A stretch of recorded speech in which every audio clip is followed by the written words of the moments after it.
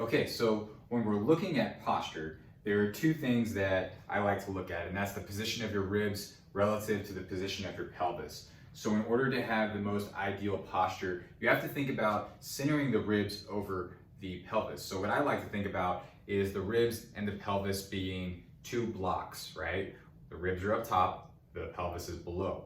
And what we want are those two blocks to be centered on top of each other. We do not want the top block to be tilted anteriorly or posteriorly. Same thing with the bottom block. We don't want it to be tilted anteriorly or posteriorly. Now, we see this a lot. So what happens is a lot of times people are actually trying to work on their posture by keeping their shoulders back. And what they do by doing that is they drop their shoulders back, but they actually tilt their rib cage forward in the process. So now you've got this rib cage that's tilted back and you're creating an extension point in the lumbar spine. We also see people who have extremely tight hip flexors or weak core muscles who stand with an anterior pelvic tilt.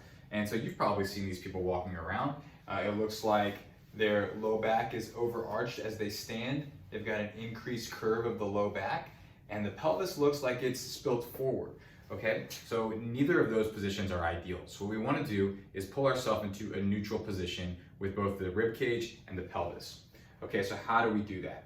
So there's a simple test that I learned from Dr. Kelly Starrett, author of the Supple Leopard and founder of the Ready State. He's got great content, and I think this is a really easy way to visualize it. So what you're going to do, it's called the two-hand test. So you're going to take one hand and you're going to put it right at the bottom of your sternum. So follow your rib cage down to right here at the middle of your chest. You're going to put your thumb right here.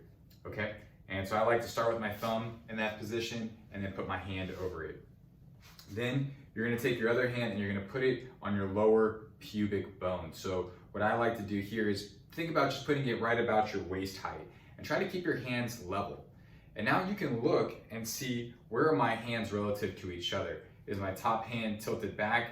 Is it tilted forward? Is my bottom hand tilted down? Is it tilted up? Does it look relatively flat? What we want is these two hands to be totally parallel with each other. We don't want to see the palm or the top of the hand on the top hand, and then the same thing with the bottom, right? So this is a quick test that you can do, and you can do it while you're standing, you can do it while you're sitting as well. So we want these two things to be neutral with each other, okay? So do that test, and then based off that test, we'll show you how to center yourself into the proper alignment.